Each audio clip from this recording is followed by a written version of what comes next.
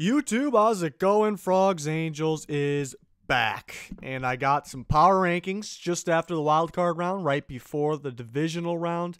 So what I'm going to do here, I'm going to rank the teams, even the teams that lost in the wild card round. Those are going to be the bottom four, though, but I'll rank them in what I think is the right order. Then we'll rank the teams remaining. So we'll do this next week, too. These four bottom teams that were eliminated in wild card will be eliminated from these rankings next week. The teams that lost in the divisional round will be ranked at the bottom. So, and again, this isn't head-to-head matchup. You know, if you see two of these teams playing each other and you look at who's ranked higher, that does not mean I'm picking that team to win.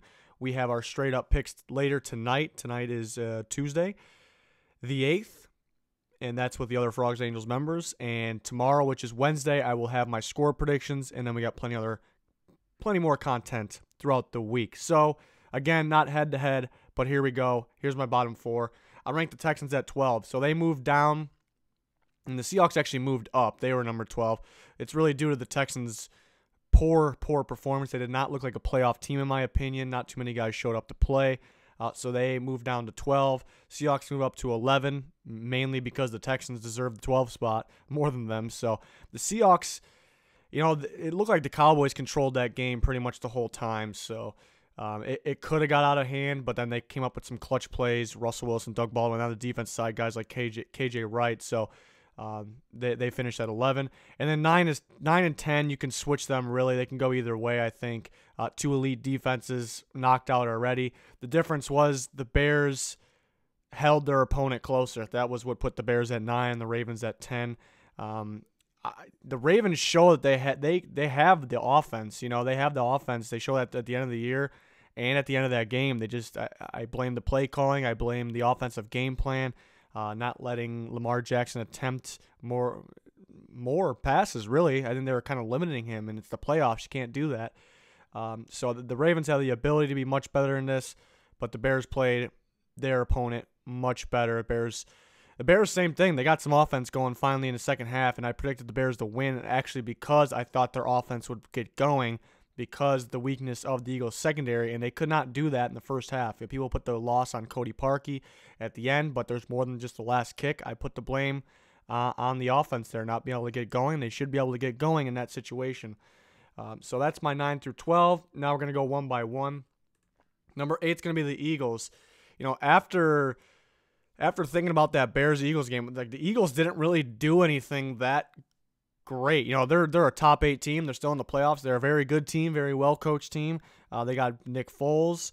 They got playmakers everywhere. Nick Foles, the former Super Bowl MVP of last year. They got Golden Tate can play, Alshon. They got playmakers everywhere. You know, Fletcher Cox on defense.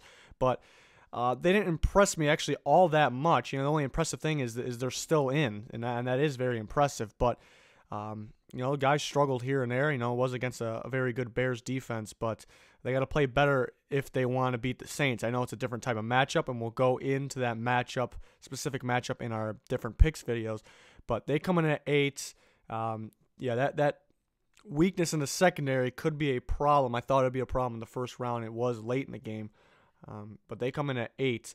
Number 7 is going to be the Cowboys. Yeah, I think a pretty balanced team, you know. But can this offense stay consistent? That's what worries me a little bit. Mainly because that Colts game still stuck in my head just from one of the few last weeks of the playoffs. You know, 0 points. Like, what's going to happen going forward here? So still like the Cowboys. Very impressive winning against the Seahawks. Very balanced team. They got talent all over the place, but you know, people have their doubts. I see why. So they're coming in at number 7. They got a big game against the Rams. Number 6 is going to be the Colts, another well-balanced team. I talked about the Colts in the original rankings video before the playoffs that they can really match up on anyone. You know, everyone has like a nightmare matchup, maybe that's still available or still left in the playoffs. Colts do not have that, so that's a good thing. Defense has been very, very impressive. True test against the Chiefs. Let's see if they're legit.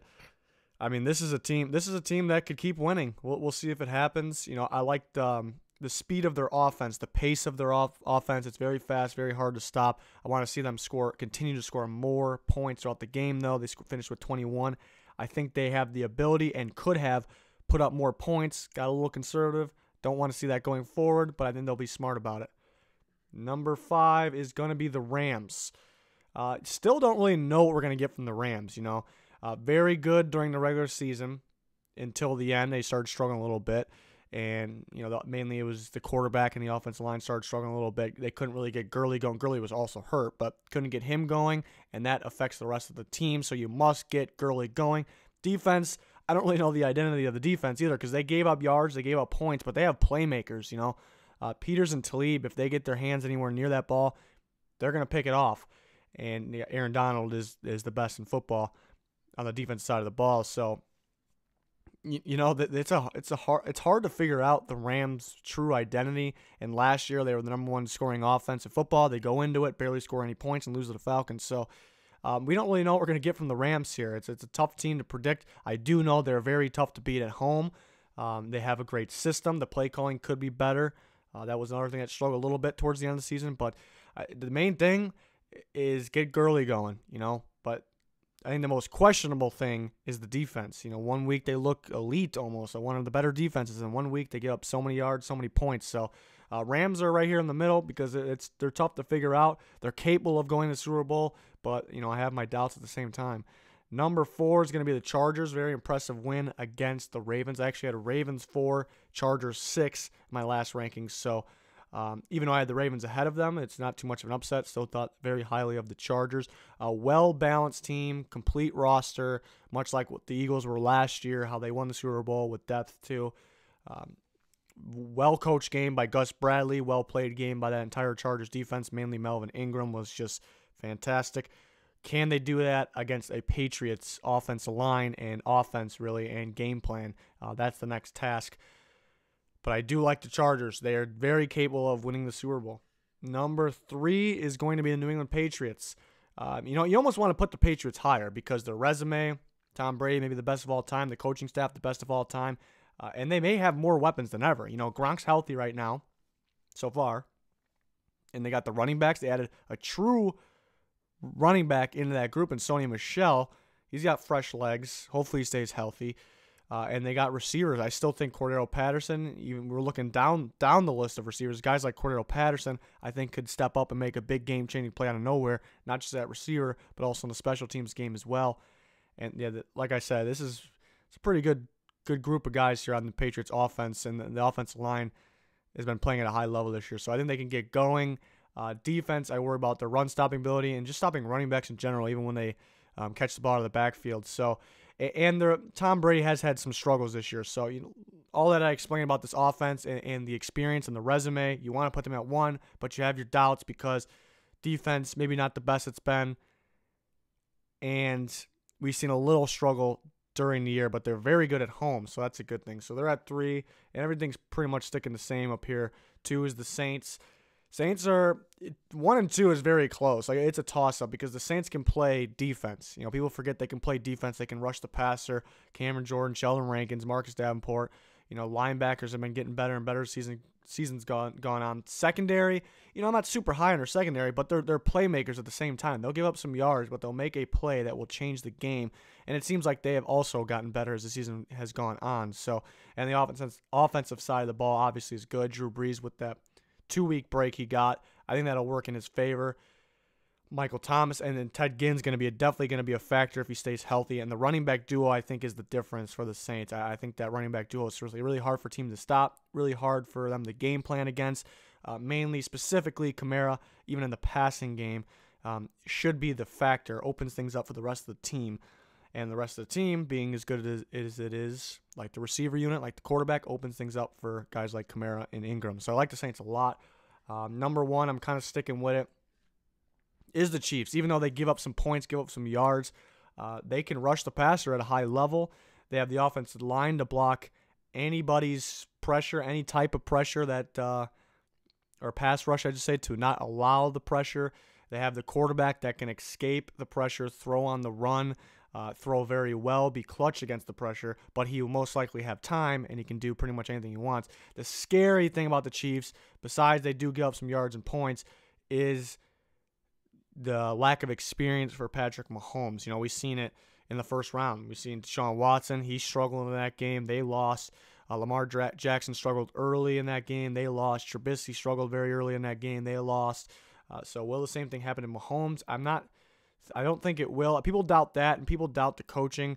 The coaching has cost them games in the past playoffs, is what other people look at. It's a new year, different team. They haven't had Mahomes. They kind of choked the game away against the Chargers, and that was on the coaching staff. But I honestly think, I've been saying this, I honestly think that was a good thing. That was definitely a good thing because they learned. They've seen it can happen this year. They won't let it happen again. I believe that. We'll see if it happens. So even though this isn't Super Bowl predictions, my prediction was the Chiefs and the Saints, and I think that'll be a hell of a game. I think that can go either way, either team, and this isn't head-to-head, so because the Chiefs are ahead of the Saints doesn't necessarily mean I'm locking them in to beat them or anything. So this isn't head-to-head. Our straight-up picks will be later tonight. Got some interesting takes. My picks haven't been good this year, but I feel pretty confident about my picks later. And then I'll have my score predictions tomorrow, and then plenty more action throughout the week. We got Friday night live stream, working on a mock draft, hoping to get that out. Just trying to work on this playoff stuff mainly, but hoping to get a mock draft out this week at some time post-national championship. So lots of good stuff here at Frogs Angels. Please subscribe if you haven't already. We're getting very, very close to 10K. And click the like button. That'll be much, much appreciated as well. But that's going to do it for this one. Thanks for watching. Stay tuned for much, much more. Goodbye.